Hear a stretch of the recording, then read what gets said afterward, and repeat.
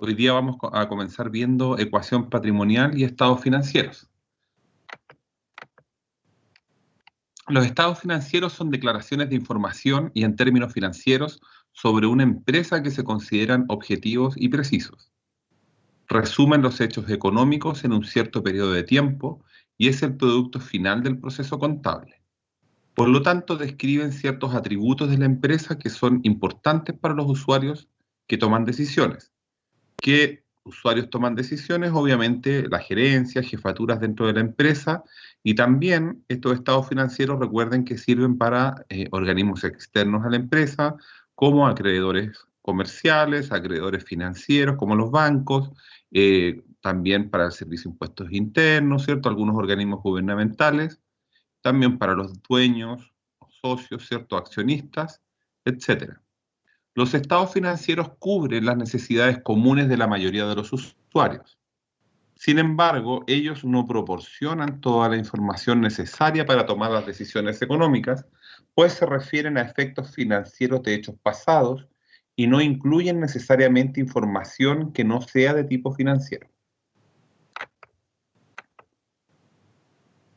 Entonces, como nosotros hemos estado viendo, ¿cierto? Me parece que esto lo habíamos visto, pero lo vamos a volver a repetir, que el conjunto completo de los estados financieros son los 5 que están mencionados acá.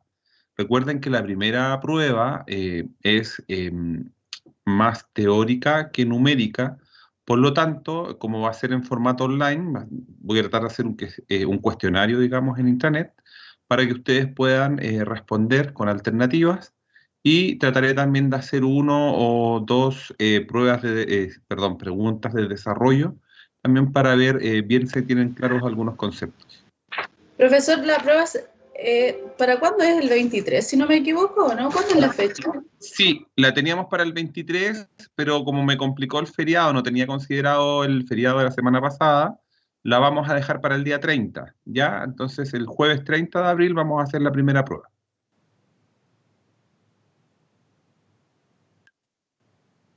¿Alguna otra duda, consulta de algún alumno, de alguien? Muchas gracias. De nada. ¿Alguna otra consulta? Ya, vamos a continuar. Algunos postulados básicos o algunos principios, ¿cierto? Son los que están mencionados ahí. Nosotros habíamos definido como cuenta, ¿cierto?, a una agrupación conveniente de un determinado tipo de transacción. Por ejemplo, todas las transacciones relacionadas con el dinero en efectivo de la empresa generalmente se les denomina caja, o todas las transacciones relacionadas con compras de mercadería a crédito se les denomina cuentas por pagar, ¿cierto?, o proveedores. Las definiciones de activo, pasivo y patrimonio, ya que el activo es un recurso controlado por la entidad como resultado de sucesos pasados, cuya característica fundamental es constituir un recurso económico que tiene la potencialidad de generar un beneficio futuro para la empresa. El pasivo es una obligación presente de la empresa surgida a raíz de hechos pasados, al vencimiento de la cual y para pagarla, la empresa espera desprenderse de recursos que incorporan beneficios económicos. Y el patrimonio es la parte residual entre los activos de la empresa una vez deducidos todos sus pasivos. Recuerden que el patrimonio no es solo el capital, digamos, no es solo el capital de los inversionistas, digamos, o de los socios, de los dueños, sino que también nosotros podemos contemplar dentro del patrimonio las utilidades, ¿cierto?, del ejercicio o las pérdidas del ejercicio, las utilidades o pérdidas acumuladas, etcétera.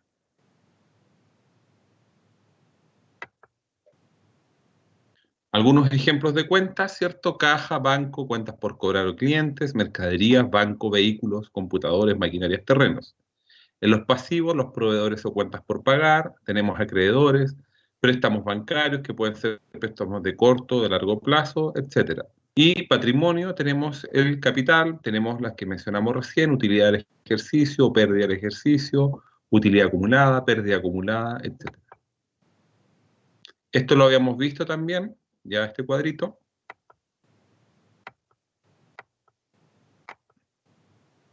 Entonces, la ecuación del inventario, ya la ecuación original, porque después vamos a ver una modificada, es que los activos van a ser iguales a los pasivos más el patrimonio, ¿ya? Entonces recuerden que esto es una ecuación.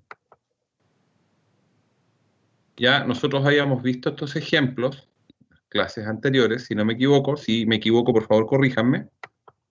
¿Ya? Entonces, habíamos visto también que el balance ya muestra la situación económica financiera de la empresa en un momento determinado. Explica de dónde provienen los recursos y en qué se están utilizando. Es estático o estacional en el tiempo. Nosotros habíamos hablado de que esto era una foto en un momento del tiempo determinado. Los ingresos son los incrementos en los beneficios económicos producidos a lo largo del periodo contable en forma de entradas o incrementos de valor de los activos o bien como disminuciones de las obligaciones que dan como resultado aumentos del patrimonio neto y no están relacionados con aporte de los propietarios. Y además el importe del ingreso puede medirse con fiabilidad. O sea, nosotros podemos dar fe de un ingreso, ¿cierto? O de una venta, ¿ya? De acuerdo a un documento, que en este caso puede ser una factura. Costos y gastos son las disminuciones de los beneficios económicos producidos a lo largo del periodo contable en forma de salidas o disminuciones de valor de los activos, o bien del nacimiento o aumento de los pasivos, que dan como resultado disminuciones en el patrimonio neto y no están relacionadas con las distribuciones realizadas a los propietarios de este patrimonio neto. Además, el gasto puede medirse con fiabilidad. Estado de resultados, que es el segundo estado financiero básico. Indica el nivel de ingresos contables generado en el periodo, que ha sido suficiente para financiar los costos y gastos imputables a dichos ingresos, a través de un lapso de tiempo. Es decir, nos muestra el resultado económico que generó la empresa en un periodo determinado. La diferencia entre ingresos y gastos del periodo determina la utilidad o pérdida del ejercicio. Se basa de acuerdo al principio de devengado. Es una película de la actividad de la empresa a lo largo de un periodo de tiempo determinado.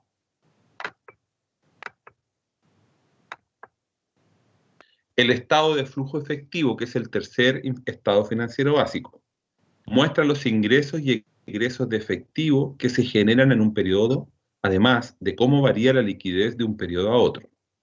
Evalúa la capacidad de las empresas para generar flujos de efectivo, mide la capacidad para cumplir con obligaciones y reparto de dividendos, determina sus necesidades de financiamiento externo, determina las razones de las diferencias entre el resultado de un ejercicio con el flujo neto de efectivo del mismo periodo. Estado de cambios en el patrimonio neto. En términos generales, explican los cambios que experimentó el patrimonio de un periodo a otro. Por ejemplo, muestra la distribución de utilidades, las ganancias o pérdidas o reservas que no pasaron por el estado de resultados, sino que directamente al patrimonio neto. En resumen, es una conciliación entre el patrimonio neto entre el inicio y final del periodo. El quinto son las notas de los estados financieros. Generalmente estas notas las pone la gente de finanzas de la empresa o los auditores generalmente externos, ¿cierto? Generalmente las piden para saber el sentido de algunas partidas. Como dice aquí, digamos, en la diapositiva, comprenden descripciones narrativas y análisis detallado de las partidas que se encuentran en el cuerpo principal de los estados financieros. Su objetivo es ayudar a una mejor interpretación de los estados financieros. En estas, la empresa debe presentar información acerca de las bases para la elaboración de los estados financieros, así como las políticas contables específicos seleccionados y aplicados para las transacciones y sucesos significativos. Suministrar información adicional que no se presenta en el cuerpo principal de los estados financieros, pero resulta necesaria para la presentación razonable de la actividad y la situación de la empresa. Voy a hacer una pausa de un minuto para los que tienen dudas o consultas de lo que llevamos hasta acá.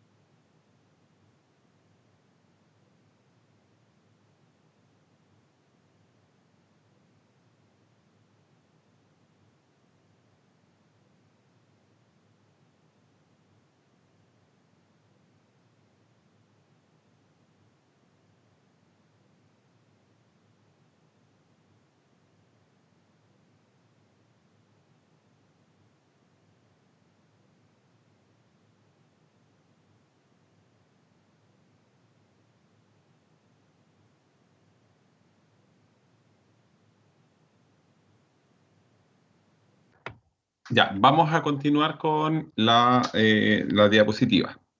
¿Ya? Entonces nosotros, voy a leer nuevamente, dice presentar información acerca de las bases para elaboración de estados financieros, así como políticas contables, ¿cierto? Específicas, seleccionados y aplicados para transacciones y sucesos significativos. Y dijimos que además suministran información adicional que no se presenta en el cuerpo principal de los estados financieros. Entonces, ojo que las notas explicativas son parte de los estados financieros. Hay veces que algunas docentes o algunos autores hablan que no, pero las notas sí son, porque de hecho los auditores externos sí las solicitan al momento de realizar una auditoría. Ejemplo de notas a los estados financieros. Ya, ahí nosotros tenemos distintos ejemplos en la página de la Superintendencia de Valores y Seguros. Ya, el plan de cuentas dice consiste en el grupo de cuentas que utiliza la empresa para el registro de las transacciones. Cada empresa tiene su propio plan de cuentas, aunque generalmente en el caso de las empresas que son anónimas, sociedades anónimas, sí tienen que tener un formato, digamos, específico que es exigido por la superintendencia, que es el formato FECU, a través de la circular 1501. El objetivo del manual de cuentas es determinar las normas a seguir en el ejemplo de un plan de cuentas a fin de facilitar la comprensión.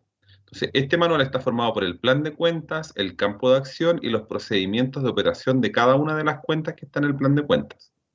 Además, debe cumplir algunos requisitos, debe ser detallado y claro, completo y mantenerse siempre actualizado.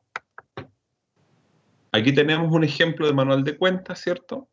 Con siempre los planes de cuenta dentro de lo que están los manuales, siempre debe estar con código. Generalmente todas las empresas, cada una de las cuentas tiene un código.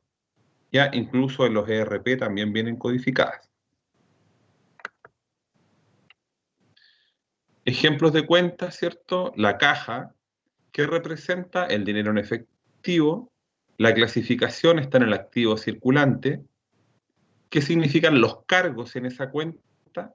Que es caja, son las entradas de dinero y cheques al día recibidos. ¿Qué significan los abonos de la cuenta caja? Son las salidas de dinero. El saldo deudor dice que es la cantidad de dinero disponible en efectivo y saldo acreedor no tiene. O sea, es imposible que una cuenta caja tenga saldo acreedor. Si alguna vez ustedes ven un balance o hacen un balance y la cuenta caja les da saldo acreedor, es porque deben tener algún error. Otra cuenta es la cuenta mercaderías. ¿Qué representa? Son los productos disponibles, ahí dice disponible, dice decir disponible, para la venta que tienen relación directa con el giro de la empresa.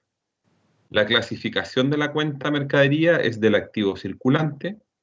Los cargos en esta cuenta son compras o devoluciones de venta. Los abonos son ventas o devoluciones de compra. Y el saldo deudor representa el valor de los productos en bodega y el saldo acreedor no tiene. O sea, por ejemplo, ¿qué tiene que ver todo esto que estamos viendo acá? Si alguna vez ustedes trabajan como analista financiero o analista contable, ustedes tienen que tener claro, por ejemplo, que en la cuenta mercadería lo que se carga son las compras. ¿Ya? Todas las compras se cargan al lado izquierdo de la cuenta, de la T. Y también las devoluciones de venta, o sea, si yo vendo algo y el cliente me lo devuelve, esa mercadería que se devuelve nuevamente ingresa a la bodega, por lo tanto, nuevamente va a ser cargada en la cuenta mercadería. Y los abonos, ¿cierto?, que están en esa cuenta son las ventas que yo realizo, pero ojo, no son las ventas al precio de venta, sino que son las ventas al valor de costo. Recuerden que cuando nosotros realizábamos una venta y lo veíamos en la clase anterior, teníamos dos cuentas, dos transacciones al realizar una venta. Teníamos la venta propiamente tal y luego teníamos el costo de venta contra la existencia. Y ahí está el abono de la existencia. ¿Ya? Lo vimos en la clase anterior. Saldo deudor representa el valor de los productos en bodega y el saldo acreedor no tiene. O sea, nunca esa cuenta debiese tener un saldo acreedor. Otra cuenta es préstamos en moneda extranjera. Representa las deudas tomadas en divisas. o en dólares, o en euros, etc.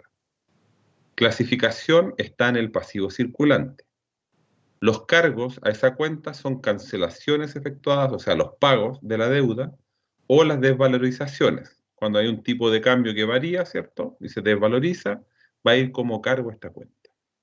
Y los abonos van a ser nuevas deudas adquiridas en divisas, o sea, yo nuevamente tomé un préstamo en moneda extranjera, se abona, y las revalorizaciones también van como abono, o sea, pensemos que yo tomé un préstamo con el dólar a 500 pesos y actualmente el dólar está a 800, esa diferencia tipo cambio va a ser una revalorización, por lo tanto se abona en la cuenta préstamos en moneda extranjera. Saldo deudor no tiene y saldo acreedor es el monto pendiente de pago en moneda extranjera o el equivalente en moneda nacional. La cuenta remuneraciones representa los valores devengados por los trabajadores sujetos a un contrato de trabajo. La clasificación de esta cuenta es una cuenta de gasto de administración y ventas. Los cargos son las remuneraciones devengadas. Los abonos no tiene. El saldo deudor es la pérdida por remuneraciones devengadas. Y el acreedor no tiene. Voy a dejar nuevamente 1 o 2 minutos para dudas o consultas, así que les dejo micrófono o me escriben por el chat, yo les voy respondiendo.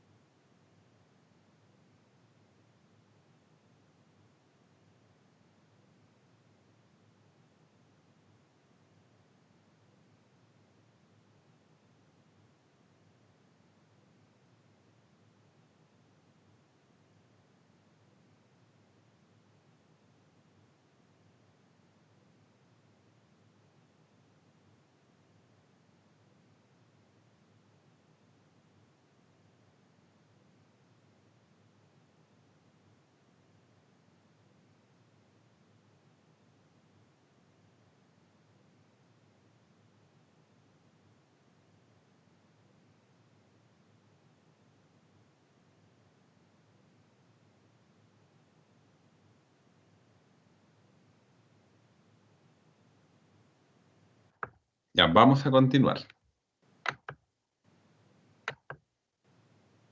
Proceso contable. El proceso contable, ¿cierto?, es el flujo en el cual yo comienzo a recopilar y ordenar la información contable para poder realizar los informes o estados financieros. Entonces, el primer paso del proceso contable es el libro diario. Luego yo genero un libro mayor, que es por cada una de las cuentas, que algunos conocen como las T's. Luego se hace el balance de comprobación y saldos. Posteriormente, hay empresas que hacen algún tipo de asiento de ajuste, que corresponde al libro diario. Y luego de todo este proceso, cuando ya está todo ok, digamos, con los asientos de ajuste incluidos, se realiza el balance de comprobación y saldos ajustados. Y posteriormente se hacen algún tipo de asientos de cierre o centralizaciones. Eso corresponde al proceso contable. El libro diario consiste en el registro cronológico día por día de las transacciones comerciales. Nos muestra toda la información sobre una transacción en un solo lugar, proporcionado además por una explicación sobre la transacción. La historia completa de una transacción se muestra en un asiento, el cual consiste en el registro de una transacción, la cual puede involucrar distintos tipos de cuentas: activo, pasivo, patrimonio, gastos o ingresos. Por lo tanto, el libro diario está compuesto por diversos asientos en los cuales se registran las distintas transacciones de una empresa en un periodo de tiempo. Libro mayor. Un mayor es un medio para registrar en un solo lugar toda la información referente a los cambios de un activo específico, un pasivo o una cuenta de patrimonio. Es decir, en él se registran los movimientos de una cuenta en particular. El libro mayor es un registro que contiene todas las cuentas individuales de una empresa. La mayorización es el proceso de transferir información del diario a las cuentas individuales del mayor. O sea, ¿qué es lo que nosotros hacemos en la mayorización? Nosotros tomamos todas las cuentas, o sea, perdón, tomamos todas las transacciones que tenemos en el libro diario y las vamos traspasando a unas T's donde le ponemos arriba el nombre de la cuenta y vamos generando ese traspaso de información a las T's y eso se le denomina mayorización. Como yo les decía, la ecuación del inventario, que era activo igual pasivo más patrimonio, nosotros después lo podemos resumir como activo más gasto va a ser igual a pasivo más patrimonio más ingresos. ¿Ya? Esa es la ecuación completa del inventario. Usualmente los activos y los gastos tienen saldos deudores y los pasivos, patrimonios e ingresos tienen saldos acreedores.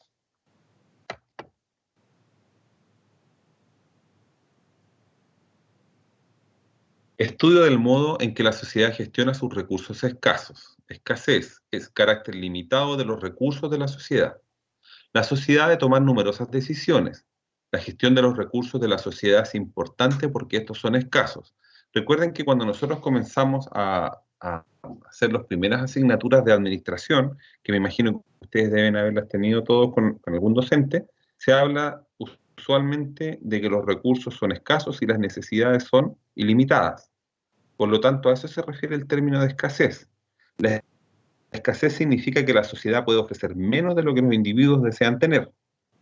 Los economistas estudian el modo en que toman decisiones las personas, cuánto trabajan, qué compran, cuánto ahorran y cómo invierten sus ahorros, además de la forma en que se interrelacionan. ¿Cómo toman decisiones los individuos? Principio 1. Los individuos se enfrentan a disyuntivas. Para conseguir lo que nos gusta, normalmente tenemos que renunciar a otra cosa que también nos gusta. Para tomar decisiones se debe elegir. La sociedad se enfrenta a una disyuntiva entre eficiencia y equidad. La eficiencia significa que la sociedad está sacando el mayor provecho posible a sus recursos escasos. La equidad significa que está distribuido equitativamente los beneficios de estos recursos entre sus miembros. Entonces, eficiencia, propiedad según la cual la sociedad aprovecha de la mejor manera posible sus recursos escasos. Y equidad es la propiedad según la cual la prosperidad económica se distribuye equitativamente entre los miembros de la sociedad. El principio 2. El costo de una cosa es aquello a lo que se renuncia para conseguirla. Al tomar decisiones, los individuos deben comparar los costos y los beneficios de los diferentes recursos de acción posibles. Al tomar una decisión, se debe estar consciente, ahí es una C, del costo de oportunidad que acompaña cada una de las opciones posibles. Costo de oportunidad, aquello a lo que debe renunciarse para obtener una cosa, ¿ya? Entonces, este concepto siempre se ve en las diferentes asignaturas. Recuerden, costo de oportunidad es lo que uno debe renunciar para obtener otra cosa. ¿Ya? Vamos a hacer una pausa de 5 minutos para los que estén un poquito cansados ahí sentados, los que deseen ir al baño, y continuamos con la clase.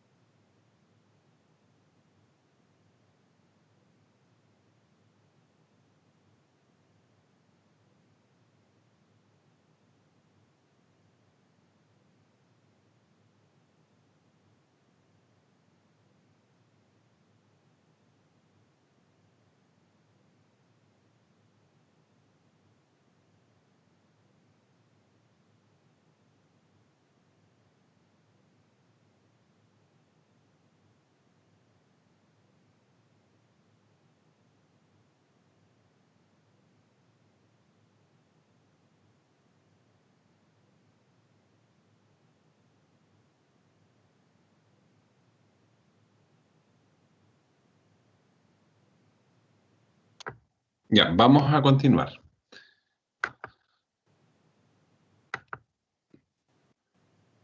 En el principio 3, ya nosotros hablamos de que las personas racionales piensan en términos marginales.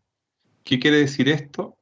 Que muchas decisiones que se toman obligan a realizar pequeños ajustes adicionales en un plan que ya existía. Los economistas los llaman cambios marginales. Los individuos toman las mejores decisiones posibles pensando en términos marginales. Un individuo toma una decisión racional si y solo si el beneficio marginal es superior al costo marginal. Entonces, cambios marginales son pequeños ajustes adicionales de un plan de acción. El principio 4, los individuos responden a los incentivos. Como los individuos toman la decisión comparando costos y beneficios, su conducta puede cambiar cuando cambian los costos y beneficios, es decir, responden a los incentivos. Cuando el Estado no tiene en cuenta la forma en que puede variar la conducta como consecuencia de sus medidas, pueden producirse efectos que no pretendían lograr. Si la medida altera los incentivos, llevará a los individuos a cambiar de conducta. ¿Cómo interactúan los individuos? El principio 5. El comercio puede mejorar el bienestar de todo el mundo. El comercio entre dos países puede mejorar el bienestar de los dos. El comercio permite a cada persona especializarse en las actividades que mejor realiza. Comerciando con otras personas se puede comprar una mayor variedad de bienes y servicios con un costo más bajo. El comercio permite a los países disfrutar de una mayor variedad de bienes y servicios. Principio 6. Los mercados normalmente constituyen un buen mecanismo para organizar la actividad económica. Los países comunistas se basan en la premisa de que los planificadores centrales del gobierno eran los que decidían los bienes y servicios que se producían, la cantidad y quienes la producían y los consumían. Es decir, el gobierno era el único que podía organizar la actividad económica de manera de promover el bienestar económico del país en conjunto. En una economía capitalista de mercado, las decisiones de un planificador central son sustituidas por las decisiones de millones de empresas y de hogares. Las empresas deciden a quién van a contratar y qué van a producir. Los hogares deciden en qué empresas van a trabajar y qué van a comprar con su renta. Estas empresas y hogares interactúan en el mercado en el cual los precios y el interés personal orientan sus decisiones. Según Adam Smith en 1776, los hogares y las empresas interactúan en los mercados como si fueran guiados por una mano invisible que los condujera a obtener unos resultados de mercado deseables. Economía que asigna los recursos por medio de las decisiones descentralizadas de muchas empresas y hogares conforme interactúan en los mercados de bienes y servicios. Esa es la economía de mercado. El principio 7. El Estado puede mejorar a veces los resultados del mercado. Hay dos grandes razones por las que el Estado interviene en la economía, para fomentar la eficiencia y la equidad. La mano invisible normalmente lleva a los mercados a asignar los recursos eficientemente. Sin embargo, a veces no funciona por varias razones. Una externalidad o debido al poder del mercado. Esto se denomina fallo del mercado. Un objetivo del estudio de la economía es ayudar a juzgar cuándo es justificable la política de un gobierno para fomentar la eficiencia y la equidad. Fallo de mercado, entonces, nosotros decíamos que es la situación en la que un mercado no asigna eficientemente los recursos por sí solo. Externalidad son las consecuencias de las acciones de una persona en el bienestar de la otra. Y poder de mercado es la capacidad de un único agente económico, ¿ya? O un pequeño grupo de ellos para influir en los precios del mercado. El principio 8. El nivel de la vida de un país depende de su capacidad para producir bienes y servicios. Las diferencias entre los niveles de vida de los distintos países es asombrosa. En 1995, el americano medio tenía una renta de $25.000 aproximadamente. Ese mismo año, el mexicano medio ganaba $7.000 y el nigeriano medio ganaba $1.500. Estas grandes diferencias se reflejan en los indicadores de la calidad de vida.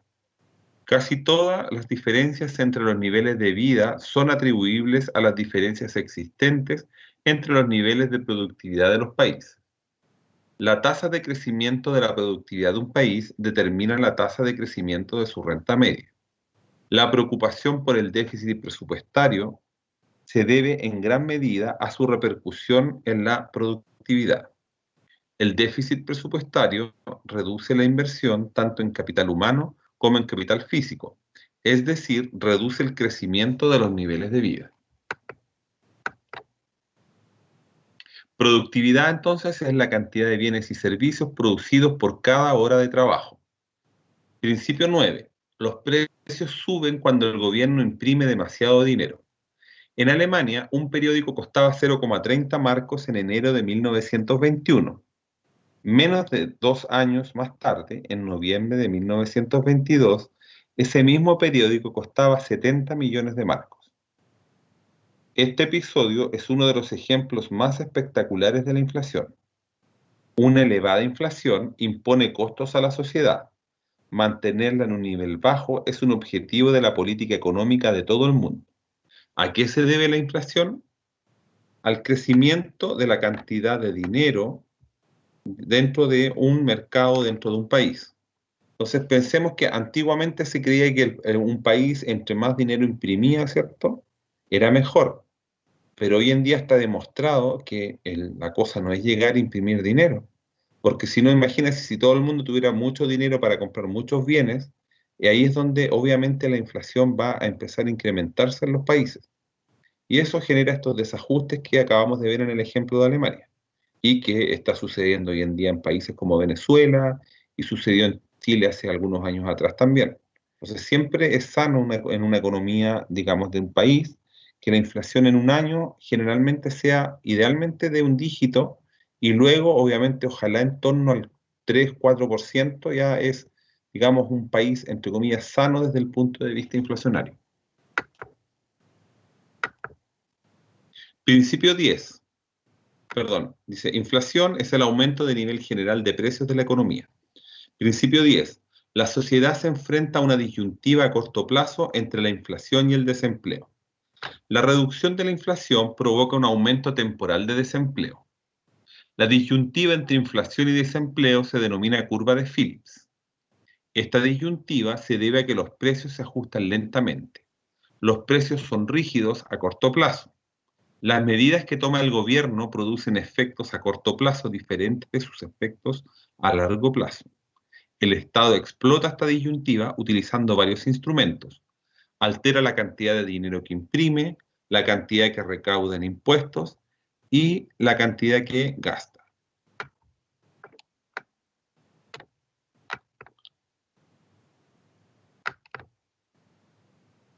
Entonces, la curva de Phillips, para que lo recordemos, es la disyuntiva o intercambio a corto plazo entre la inflación y el desempleo. Como resumen, los individuos se enfrentan a disyuntivas entre distintos objetivos. El costo de cualquier acción se mide en oportunidades perdidas. Las personas racionales toman decisiones comparando los costos y los beneficios marginales, y los individuos cambian de conducta en respuesta a los individuos. El comercio puede ser mutuamente beneficioso. Los mercados suelen ser un buen mecanismo para coordinar los intercambios entre las personas. Y el Estado puede mejorar los resultados del mercado si éste tiene algún fallo o si los resultados no son equitativos. La productividad es la fuente última de los niveles de vida. El crecimiento del dinero es la fuente última de la inflación. Y la sociedad se enfrenta a una disyuntiva o intercambio a corto plazo entre la inflación y el desempleo. Voy a dar una pausa de 3 minutos. Si alguien tiene alguna duda, me comenta por micrófono o me la escribe por el chat, por favor. Muchas gracias.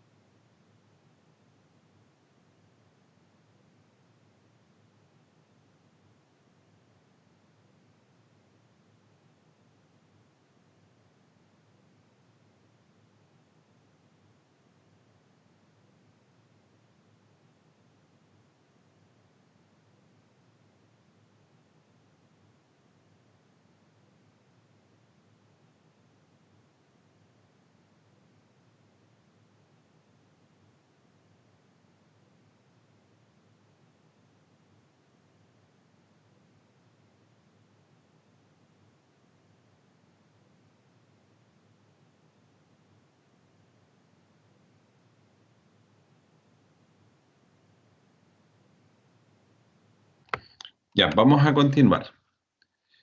Dentro de la administración financiera, nosotros tenemos que analizar las decisiones del administrador financiero. Entonces, como punto 1, vamos a ver el análisis y planeación financiera. Entonces, vamos a decir que supervisa la posición financiera de una empresa y el administrador financiero también determina la cantidad adecuada de fondos. Dentro de las decisiones de inversión, ¿ya?, el administrador financiero ve en qué activos debe invertir la empresa, también analiza la distribución de fondos para los activos específicos y además efectúa las decisiones sobre gastos y presupuestos de capital. Y dentro de las decisiones de financiamiento, el administrador financiero también ve cómo puede la empresa reunir efectivo que requiere para los gastos de capital y determina la estructura de capital, donde está el financiamiento a corto o a largo plazo y el patrimonio. O sea, él va a ver finalmente desde dónde va a obtener los recursos. Si esos recursos los va a obtener desde patrimonio, al hacer un aumento de patrimonio, emitir nuevas acciones si es una sociedad anónima, se va a financiar en el corto plazo o en el largo plazo. Esa es una decisión del administrador financiero. Ahora, así como varias veces hemos dado los ejemplos del uso, por ejemplo, de la tarjeta de crédito al comprar mercaderías, este es un ejemplo bien casero, doméstico, pero las empresas funcionan en algunas cosas muy similar. Por ejemplo, es muy difícil que una empresa se vaya a endeudar para un activo fijo o un activo, digamos, que lo va a utilizar en el largo plazo, durante años, que se endeude u obtenga financiamiento para corto plazo. O sea, generalmente una empresa, para comprar un activo de gran magnitud, se va a endeudar en el largo plazo, que es lo mismo que hacemos nosotros usualmente cuando queremos endeudarnos de comprar un auto. Generalmente el préstamo para comprar el auto va a ser en 24 o 36 cuotas, pero no va a ser en 3 cuotas precio contado, por ejemplo. No sé si se entiende claro. Entonces, las empresas sucede algo muy similar, ¿ya? ¿Dudas, consultas? Quedo atento a lo que me indiquen.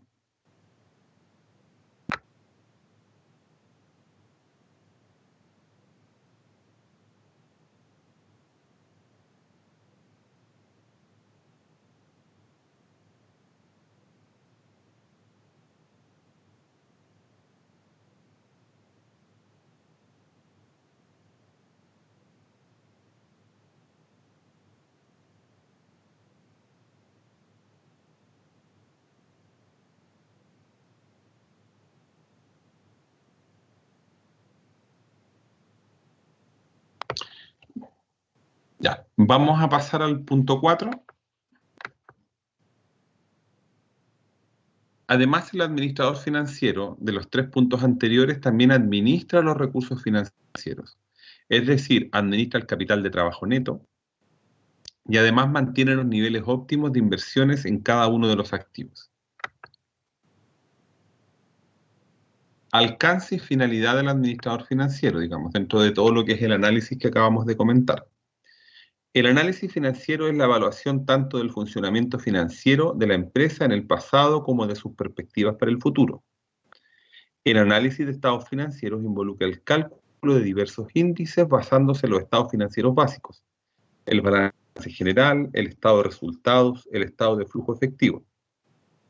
Es decir, es una interpretación de los estados financieros de forma tal de aplicar alguna técnica de manera que las cifras se transforman en información útil. Los objetivos del análisis financiero: establecer las condiciones de salud económica financieras y la gestión de la empresa, determinar fortalezas y debilidades de la empresa en el aspecto económico financiero, proyectar, controlar y tomar una decisión. Pueden ser una o más decisiones, obviamente. ¿A quiénes les interesa realizar análisis financiero? A los acreedores comerciales, a los acreedores financieros, como son los bancos, a los inversionistas o accionistas, instituciones de gobierno reguladoras, como por ejemplo el Servicio de Impuestos Internos, y a la empresa obviamente propiamente tal, que está constituida por la gerencia, auditores, trabajadores, etc. ¿Qué técnicas se puede utilizar para medir la capacidad financiera de un negocio? Tenemos distintas técnicas, por ejemplo, el análisis horizontal, el análisis vertical, el análisis de razones financieras o ratios financieros, también como le conocemos, análisis de gráficos, análisis de flujo de fondos. Independiente de la técnica a utilizar, se debe considerar lo siguiente: las políticas de la dirección, el sector industrial que pertenece a la empresa obviamente y las condiciones macroeconómicas, que los estados financieros no informan una serie de aspectos importantes para el diagnóstico. No se debe aplicar la información de un ratio o de un KPI en forma aislada, siempre se tienen que ir comparando unos con otros. Es preciso interrelacionar los resultados obtenidos en la aplicación de cada una de ellas. La metodología para análisis financiero, primero que todo, es la recolección de la información, que tiene que ser oportuna y precisa. Homogeneizar estructura y contenido de la información, tiene que ser información obviamente homogénea. No podemos sacar índices con dólares y pesos, por ejemplo, tenemos que transformar todo a una moneda común. Aplicar técnicas de diagnóstico financiero, análisis e interpretación de los resultados y luego obtenemos un informe final. El primer tipo de análisis financiero que mencionamos hace un rato atrás fue el análisis horizontal. Este se usa para evaluar tendencias a través de los años de las distintas cuentas. Se puede comparar con las de la competencia. Cuando son muchos los años a comparar, podemos mostrar tendencias relativas a un año base. Cada cuenta del año base va a ser igual a 100. La comparación de cuentas es para poder obtener las variaciones en pesos y porcentajes. El factor más importante es la tendencia. Es dinámico y considera más de un periodo. Entonces, ¿qué quiere decir el análisis horizontal? Que nosotros vamos a comparar cada una de las cuentas o cada una de las subcuentas o de partidas. Por ejemplo, vamos a comparar el pasivo circulante del año 2018 con el 2019, o el activo circulante del 2018 versus 2019, o las existencias del 2018 versus 2019, y así sucesivamente. Se denomina análisis horizontal porque dentro de la misma cuenta se compara hacia el lado un año con otro, y podemos obtener obviamente valores de diferencia, restas, o podemos tener también porcentajes de diferencia, hacia arriba o hacia abajo, obviamente. Análisis vertical es el segundo que habíamos mencionado. Es un análisis estático en el cual se utiliza una partida representativa del estado financiero y todas las demás partidas se expresan como porcentaje de ella. En el balance general, cada cuenta se expresa como porcentaje del activo total o pasivo total. En el estado de resultados se expresan en función de las ventas netas.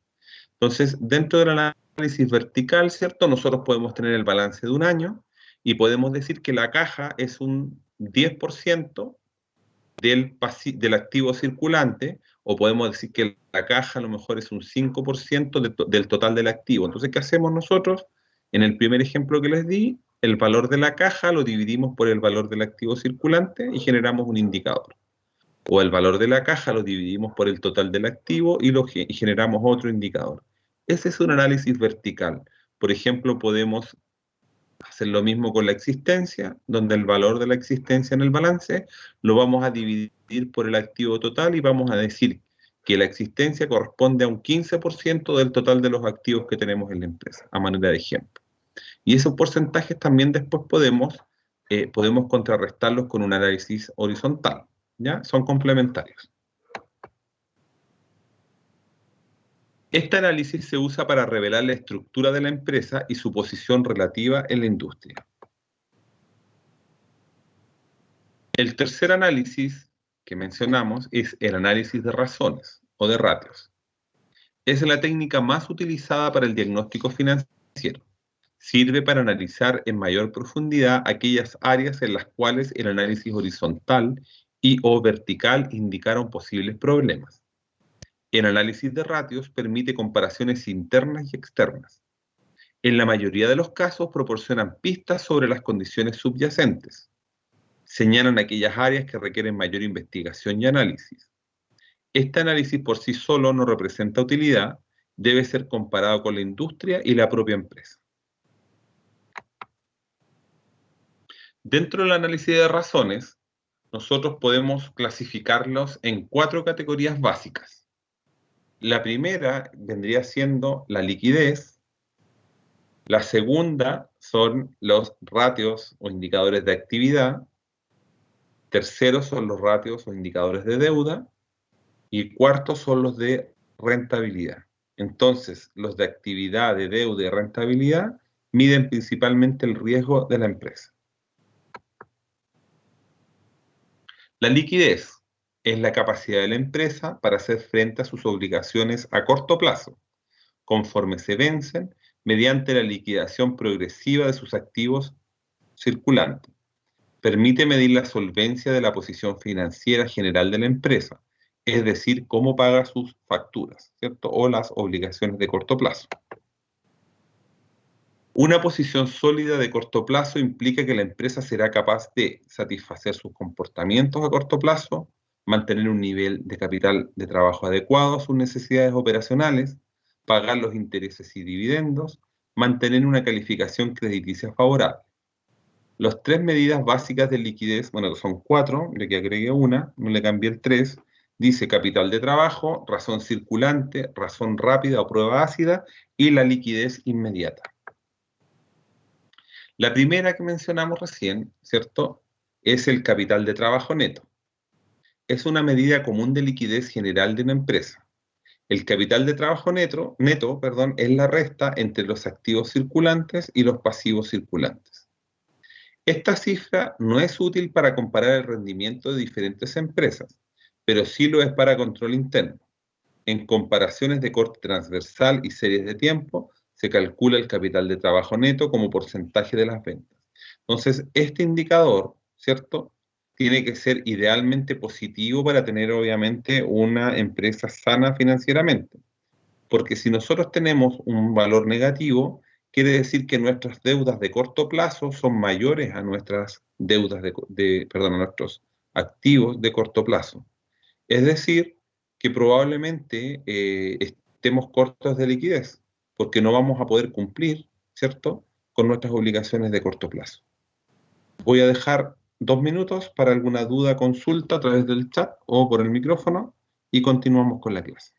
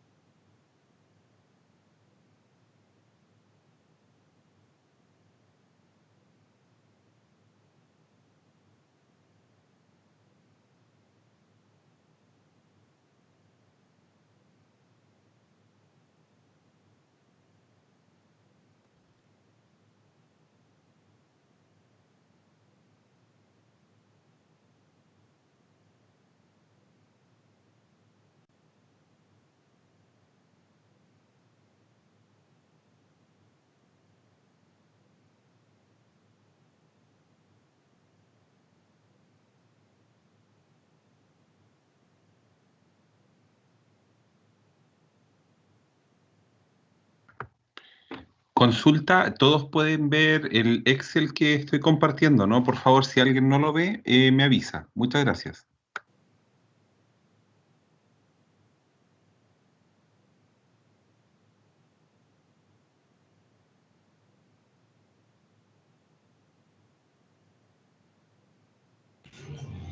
Sí se ve bien.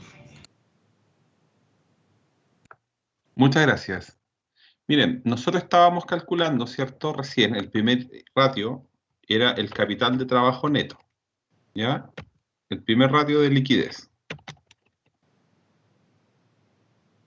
Y el capital de trabajo neto decía que era igual al activo circulante menos el pasivo circulante.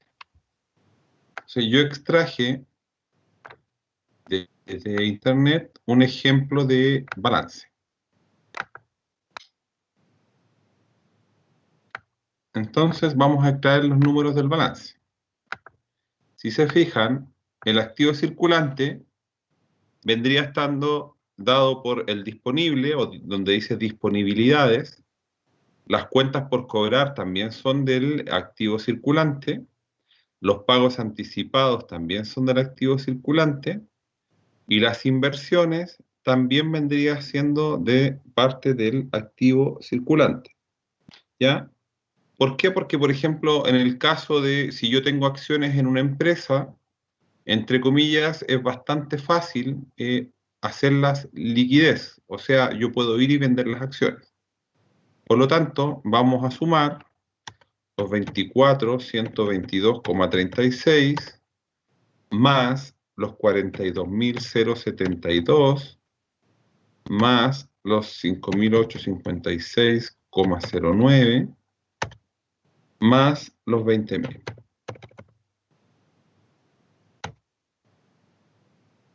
Y eso me da 92.050,45. ¿Ya? Eso vendría siendo mi activo circulante. Vamos a ver el pasivo circulante. El pasivo circulante, si nosotros vemos ahí, tenemos las obligaciones tributarias, que es pasivo circulante o de corto plazo, las obligaciones laborales también, las letras por pagar también, los ingresos anticipados también, y están separadas las obligaciones a largo plazo, por lo tanto esos 25.000 no se incluirían. Entonces sumaríamos los 1.930,07 más los 5.000, perdón, le puse un cero de más los 38.950, más los 13.654. Y me da eso de pasivo circulante. Creo que no falta nada.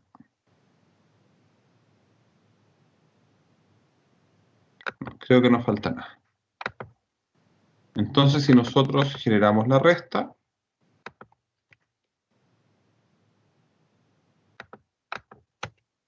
tendríamos un capital de trabajo neto. Perdón, capital de trabajo neto de 32.516,38. Por lo cual, nosotros podríamos aquí hacer una visión o una lectura un poquito acotada, porque tenemos que obviamente sacar otros indicadores, de que la empresa estaría hasta ahora sana desde el punto de vista financiero, porque tiene un capital de trabajo neto positivo, por lo cual podría cumplir con sus obligaciones de corto plazo perfectamente. ¿Ya? Les dejo un minuto para que analicen lo que hicimos recién, si alguien lo va a copiar en su cuaderno. Yo igual este archivo lo voy a subir después al internet, este Excel, digamos, para que lo puedan visualizar, pero para que también lo empiecen a revisar y empiecen a hacer sus cálculos para ver si les da lo mismo. Muchas gracias.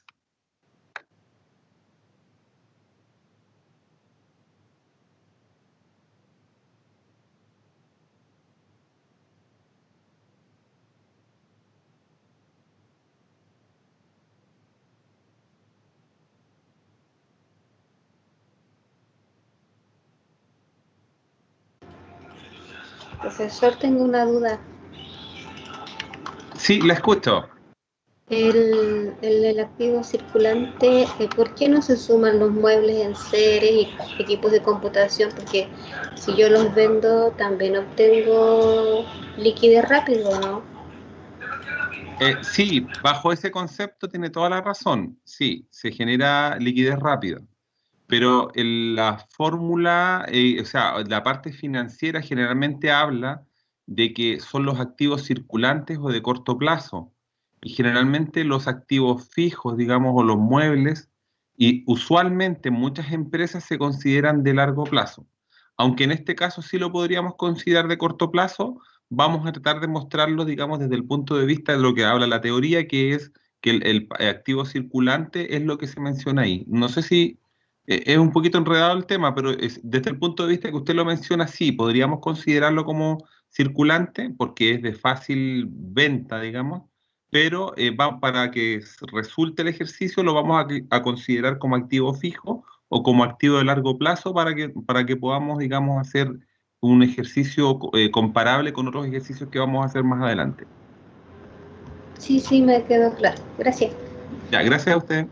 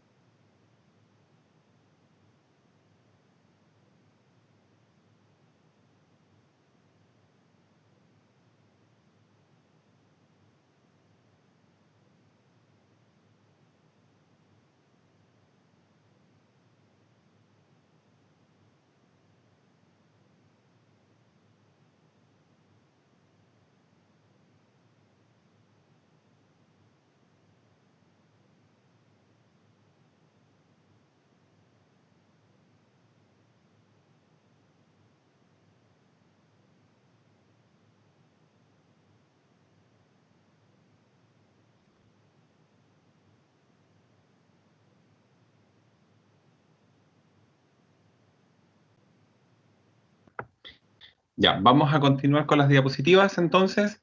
Ya vimos el capital de trabajo neto. Vamos a continuar con el siguiente.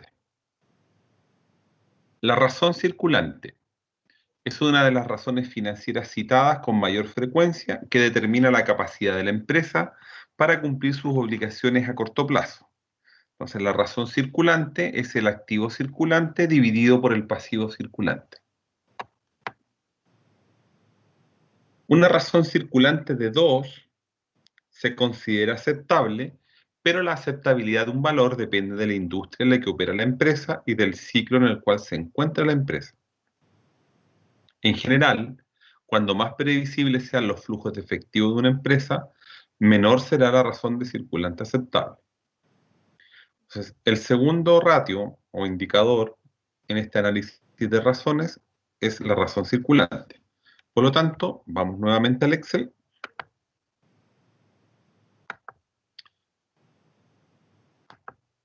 Y vamos a calcular la razón circulante. La razón circulante nos decía que era el activo circulante dividido por el pasivo circulante.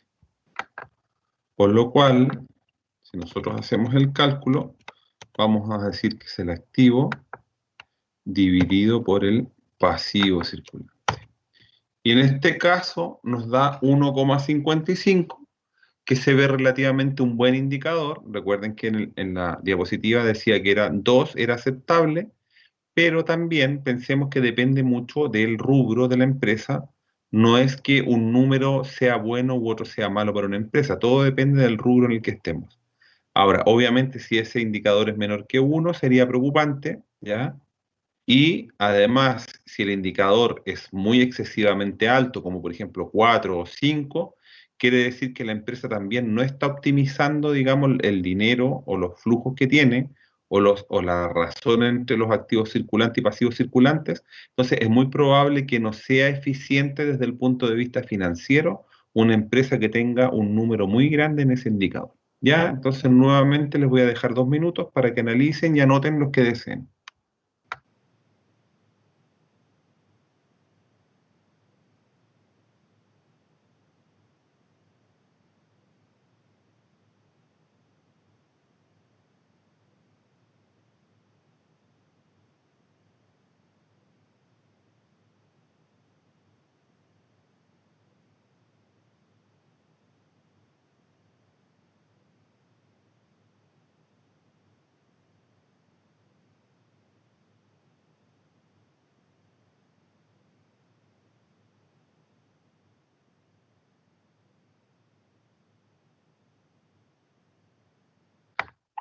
Sí, aparece, sí.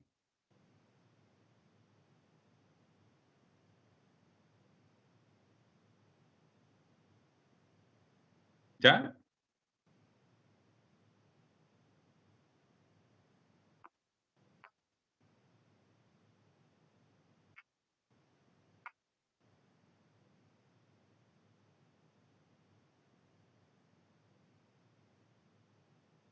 Así es, así es, correcto. O sea, no está eficientando el recurso, el activo, porque efectivamente es muy probable que esa empresa tenga mucho activo circulante, ya sea tenga mucho disponible, mucho banco, digamos, y obviamente la plata en el banco, entre comillas, no genera recursos. Por lo tanto, uno, ¿qué es lo que haría como empresa? O sea, si uno de ustedes, por ejemplo, tuviera un tremendo sueldazo y a lo mejor mantuviera millones de pesos en el banco, claro, a lo mejor si ustedes hacen un tipo de depósito a plazo, obviamente les va a generar intereses, pero una persona que sea emprendedora idealmente trataría de que esos recursos invertirlos o generar nuevos negocios, que es el caso ejemplo que siempre hablamos de Falabella, ¿cierto?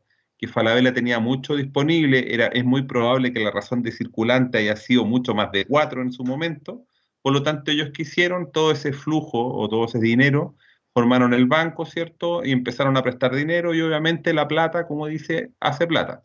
Entonces tiene toda la razón en lo que menciona y lo que vieron en la administración financiera. Es eso justamente lo que intentaba decir, lo de la optimización de los recursos.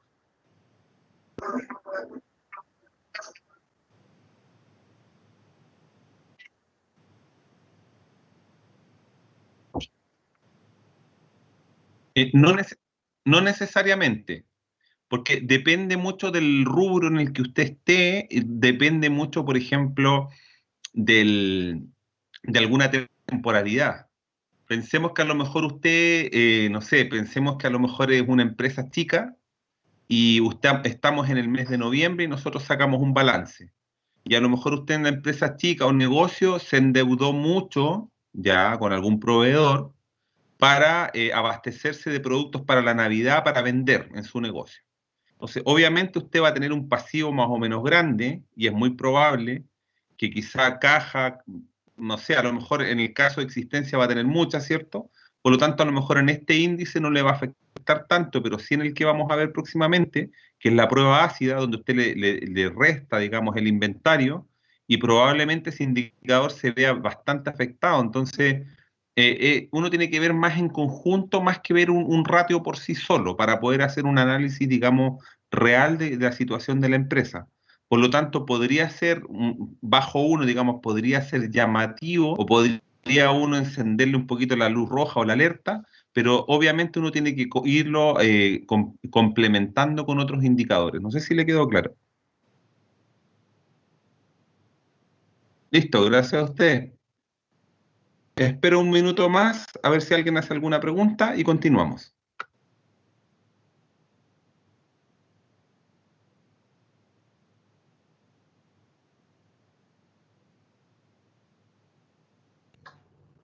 Profesor, respecto al cuestionario que va a habilitar previo a la tarea, ¿eso lo va a dar como tarea del aula para esta semana o para la próxima? ¿Cuándo cree?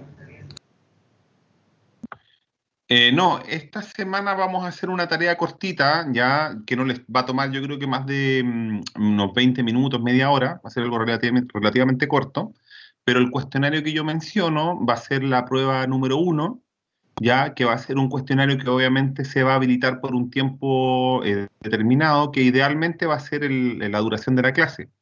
Ya, entonces el día 30 de abril, que es la fecha de la prueba, obviamente se les va a habilitar el cuestionario, no sé, 8:20, 8:30, y va a durar aproximadamente 1 hora y media o 2 horas, que van a ser con alternativas y obviamente ustedes van a tener que responder las alternativas o realizar alguna definición, ¿cierto? Y me la van a tener que enviar por intranet, ¿cierto? Como respuesta del cuestionario y después yo la voy a corregir. Entonces, la prueba va a ser el cuestionario que yo les mencioné para el día 30.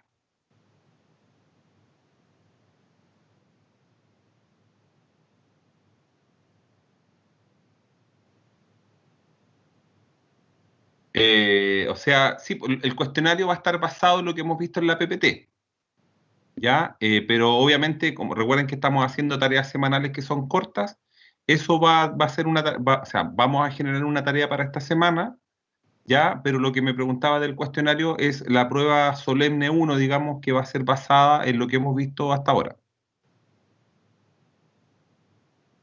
En realidad hasta la próxima semana.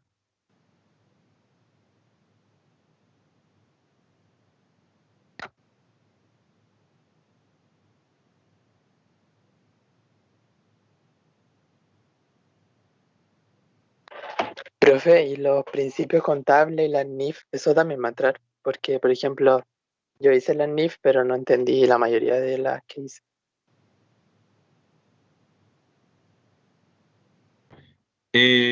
No, a ver, dentro de la prueba no van a entrar porque yo igual tengo que explicarlas más adelante. Ya, esa fue una tarea para que ustedes investigaran solamente, pero obviamente vamos a tener que hacer una clase específicamente con breve explicación de eso, pero ojo, un poco lo que contesté en el foro delante es que esto es como, de cierta forma, un refresh de materias que ustedes debieron haberla visto en otra asignatura, ya como lo que son los asientos contables, los principios, las NIF, pero de todas maneras nosotros nos vamos a enfocar un poco en las NIF, que es lo que usted menciona, por lo tanto las vamos a ver en una clase, pero no van a ser parte ni de esta prueba, la prueba uno, porque tampoco las vamos a ver la próxima semana, las vamos a ver algunas clases más adelante.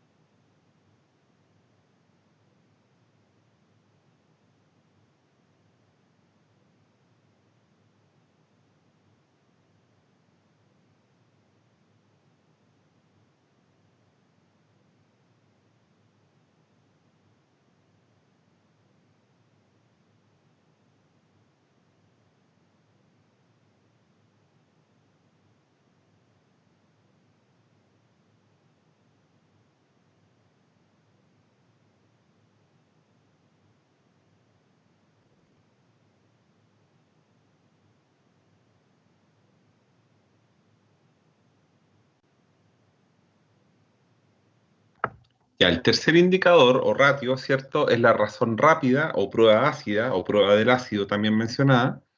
Es similar a la razón de circulante, solamente que al activo circulante, ¿cierto? Le vamos a excluir el inventario o las existencias también denominadas.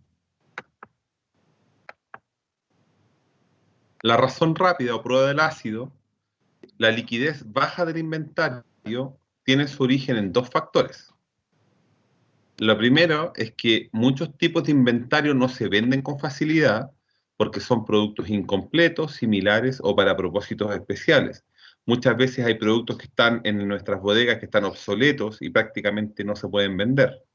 Ya hace años atrás, antes de que París, o sea, antes de que París fuera París, cuando era, digamos, Almacenes París, hace, no sé, 10 años atrás, por ejemplo, una vez me tocó tomar inventario y tenían televisores de los años 80, de esos antiguitos, digamos, de los que cuando recién venían saliendo a color, y los tenían, digamos, prácticamente 20 años, 25 años en sus bodegas, y nunca los habían podido vender, ¿ya? Por lo tanto, eso. En Chile por lo menos nadie los quería, finalmente esos televisores se vendieron en aquellos tiempos a Bolivia. ¿Ya? O sea, al final los vendieron, pero si ustedes se ponen a pensar, hay muchos inventarios en las bodegas que no se pueden vender con facilidad. Entonces, esa es la razón por la cual en la prueba del ácido se le resta al activo circulante los inventarios. El inventario se vende normalmente a crédito, lo que significa que se transforma en una cuenta por cobrar antes de convertirse en dinero. Entonces, ¿qué significa esto? Nuevamente, el inventario se deduce del activo circulante porque muchas empresas venden a crédito, por lo tanto, ese inventario no va a pasar inmediatamente a ser dinero, sino que va a pasar primero por un proceso de 30, 60, 90 días en cuenta de clientes y luego se va a generar como dinero, digamos, de caja o banco. Ese es el motivo por el cual se calcula la razón o prueba de ácido. Entonces, como yo les mencionaba, ahí está la fórmula, razón rápida o prueba del ácido, es el activo circulante menos el inventario dividido por el pasivo circulante. Entonces, un valor de 1 o más se considera como satisfactorio, pero igual depende de la industria, como lo veníamos mencionando anteriormente. Entonces, vamos a calcular la prueba del ácido en el ejercicio que estábamos haciendo de ejemplo. ¿Ya? Entonces, la prueba del ácido o razón ácida va a ser igual al activo circulante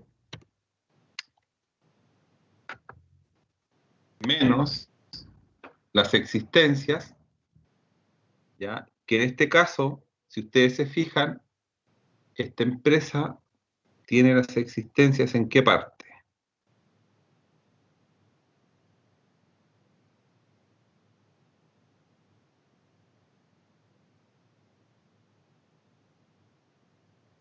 Si se fijan, no tiene existencias, ¿no?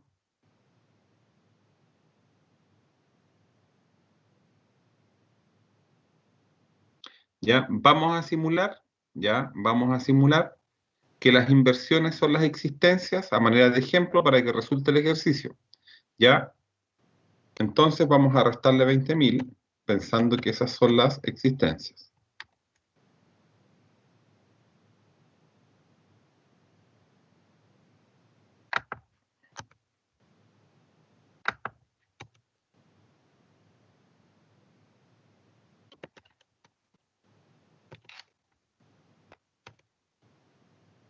Entonces, si nosotros pensáramos en que las inversiones que están ahí son las existencias, solamente a manera de ejemplo, ojo, no significa que sean las existencias, ¿ya?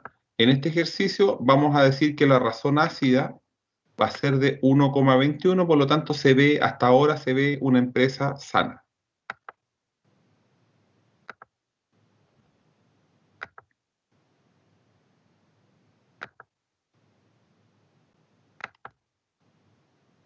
Finalmente vamos a ver la relación de liquidez inmediata, ¿ya?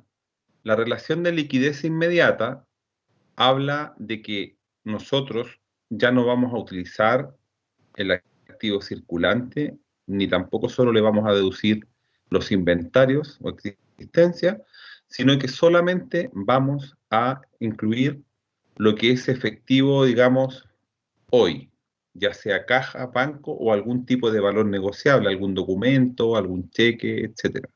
Solamente eso se considera para este análisis.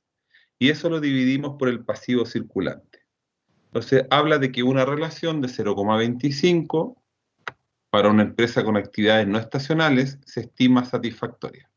Entonces, vamos a calcular la relación de liquidez inmediata.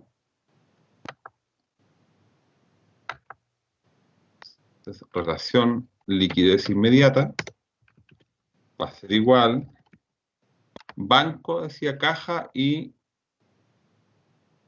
valores, ¿cierto?, negociables. O sea, podríamos tener prácticamente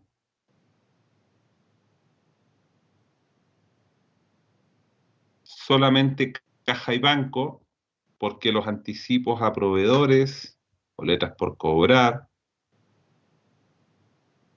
habría que ver qué tipo de letras por cobrar son esas, ¿ya? Obviamente en una prueba yo les voy a definir de qué tipo son, si son obviamente realizables en el momento, o si hay algún tipo de letra que a lo mejor no sea realizable en el momento.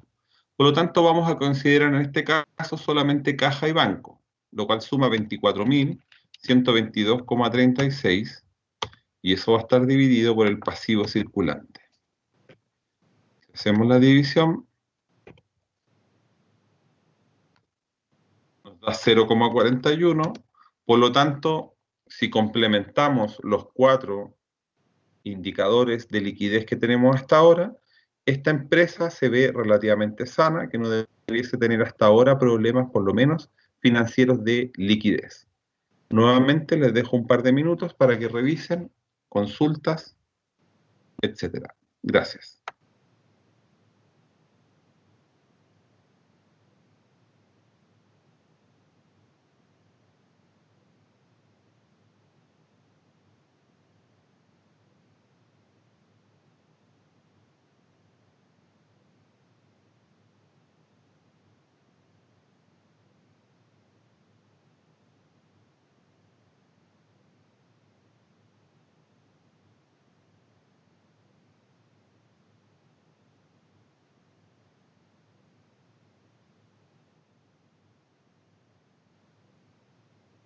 ¿Sí?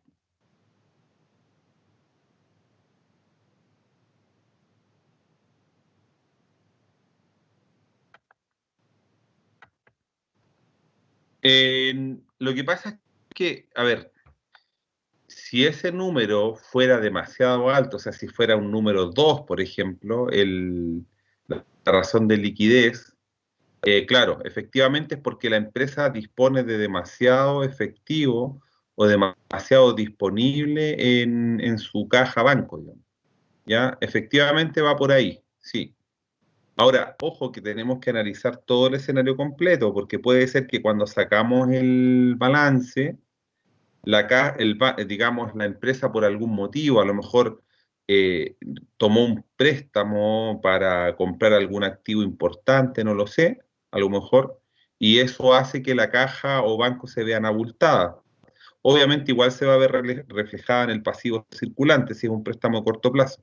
Pero si es un préstamo, a lo mejor pensemos que a lo mejor tomó un préstamo de largo plazo para comprar algún activo fijo, y justo al momento del corte digamos, del año, esa plata quedó en el banco y no se alcanzó a comprar el activo fijo, claramente ese indicador se va a ver inflado, porque vamos a tener mucha liquidez, el pasivo, digamos que generamos, la deuda es de largo plazo, por lo tanto no va a entrar en este indicador, no va a quedar en el denominador ese monto, porque como es de largo plazo y este indicador habla de dividido por pasivo corto plazo, no se va a ver reflejado. No sé si me entendió.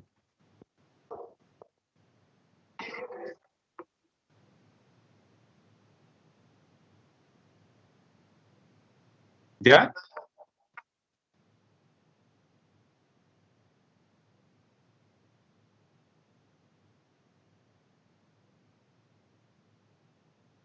Sí, sí, es muy probable que sea alta también, sí. Pero es que, insisto, Es muy probable, pero no necesariamente, porque, por ejemplo, si usted tiene mucha existencia y tiene una caja no muy alta, la razón circulante va a ser alta, porque ahí está incluida la existencia. Pero la liquidez podría verse, digamos, muy afectada o muy disminuida, porque ahí usted no considera la existencia, entonces depende mucho de la estacionalidad, como dice una de las diapos también. Por eso, no solamente uno tiene que ver los números, sino que también tiene que, por ejemplo, cuando hace un estudio de caso, uno tiene que hacer la lectura y luego de la lectura empezar a tomar los números, porque la lectura hay veces que dice cosas que en los números usted no lo va a ver, como el caso, el ejemplo que le di recién. ¿Ya? No sé si le queda claro. Súper, gracias a usted. Quedo atento a otra consulta, si es que hay alguien más, le doy un minuto para que podamos seguir.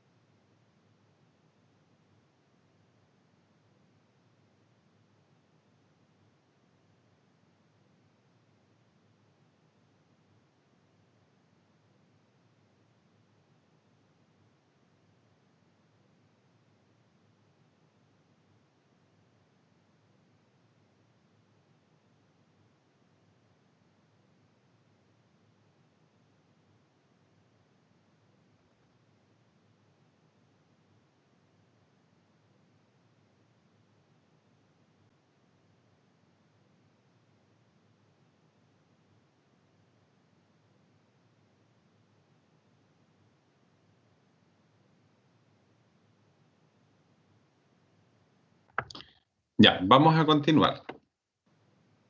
Después de haber visto los ratios o razones de liquidez, comenzamos a ver las razones de actividad.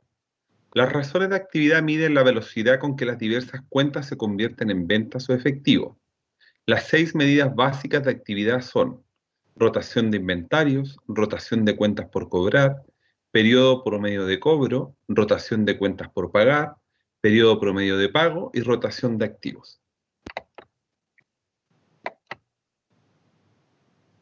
La rotación de inventarios mide la actividad o la liquidez del inventario de una empresa, es decir, la frecuencia con que los inventarios promedios son renovados o reutilizados a través del periodo de actividad. Entonces la rotación de inventario va a estar dado por el costo de venta dividido por el inventario promedio. Mientras más alta la rotación de inventario, más rápido los inventarios son transformados en cuentas por cobrar y caja. La rotación de inventario es significativa cuando se compara con la de otras empresas de la misma industria o con una rotación de inventarios anterior de la empresa, manteniendo constante el nivel de inversión. La rotación de inventarios se puede convertir en una duración promedio del inventario. Entonces, la duración promedio de inventarios está dado por 360, en algunos libros habla de 365, dividido por la rotación del inventario. Este valor se considera como el número de días en que se vende el inventario. ¿Ya? Ese es el valor o el número que indica ese indicador, ese razón o ratio. Rotación de cuentas por cobrar. Mide la calidad y la liquidez de las cuentas por cobrar. Entonces, la rotación de cuentas por cobrar son las ventas netas, o sea, sin IVA, dividido por las cuentas por cobrar netas. Una rotación creciente de cuentas por cobrar genera una importante menor inversión en capital de trabajo en cuentas por cobrar. Periodo promedio de cobro. Mide la cantidad de tiempo promedio que se requiere para recaudar las cuentas por cobrar.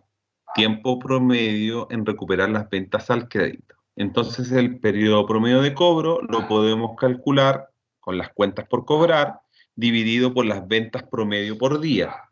O también podemos calcular en cuentas por cobrar dividido por las ventas anuales dividido 360. O también 360 dividido por la rotación de cuentas por cobrar. Cualquiera de esas fórmulas nos sirve para calcular el periodo promedio de cobro. La fórmula anterior resume que el 100% de las ventas es a crédito. En caso contrario, se debe utilizar el promedio de ventas a crédito por día.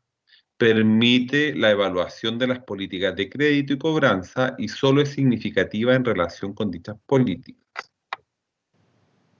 La rotación de cuentas por pagar sirve para calcular el número de veces en que las cuentas por pagar se convierten en efectivo en el curso del año. Entonces, la rotación de cuentas por pagar son las compras netas anuales a crédito dividido por las cuentas por pagar netas promedio. La dificultad está en que las compras anuales no aparecen en los estados financieros publicados. Normalmente las compras se calculan como un porcentaje determinado del costo de los productos vendidos. Otra forma de calcularla, ¿cierto?, es sacándolo de la cuenta mayor de proveedores. Si ustedes se fijan, al hacer un análisis de cuenta, de la cuenta proveedores, nosotros podríamos perfectamente, en la T, digamos en el mayor, calcular este monto, que son las compras anuales. Periodo promedio de pago. Mide la cantidad promedio de tiempo que se requiere para liquidar las cuentas por pagar. Entonces, el periodo promedio de pago sería 360 dividido por la rotación de cuentas por pagar, o lo mismo que decir, cuentas por pagar dividido por las compras anuales dividido por 360.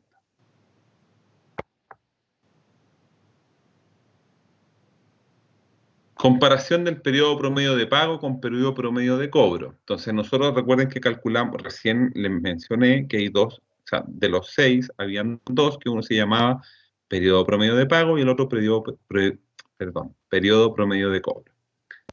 Si el periodo promedio de pago es mayor al periodo promedio de cobro, la inversión en cuentas por cobrar está siendo financiada por los proveedores. Rotación de activos. Rotación de activos circulante. Entonces, la rotación de activos circulante son las ventas netas dividido por el activo circulante. Una alta rotación implica una menor cantidad de recursos invertidos en capital de trabajo y, por ende, un uso más eficaz de los recursos de corto plazo. Rotación de activos fijos, que vendría siendo las ventas netas divididas por los activos fijos netos. Mide la eficiencia de la administración de los activos fijos. Rotación de activos totales, que son las ventas netas dividido por los activos totales, indica la eficiencia con que la empresa utiliza sus activos para generar ventas. Por lo general, cuanto mayor sea la rotación de activos totales de la empresa, mayor será la eficiencia de la utilización de sus activos. Es una de las medidas más importantes para la administración porque indica si las operaciones de la empresa han sido eficientes en el aspecto financiero. Entonces, esta rotación o este indicador, digamos, es muy útil hacer una comparación horizontal, idealmente año a año, semestre a semestre, etc. Entonces, así uno lo puede ir comparando, ¿ya? Una gran parte de los activos totales incluye los costos históricos de los activos fijos, porque algunas empresas tienen activos más antiguos o más recientes que otras. Puede ser engañosa la comparación de la rotación de activos totales de dicha empresa debido a la inflación y a los valores contables de activos históricos. Las empresas con activos recientes tendrán rotaciones menores que las empresas con activos más antiguos. A diferencia, podría ser el resultado de activos más costosos y no de eficiencia operativa. Entonces hay que ser cauteloso al usar esta razón para efectuar comparaciones de corte transversal. ¿Ya?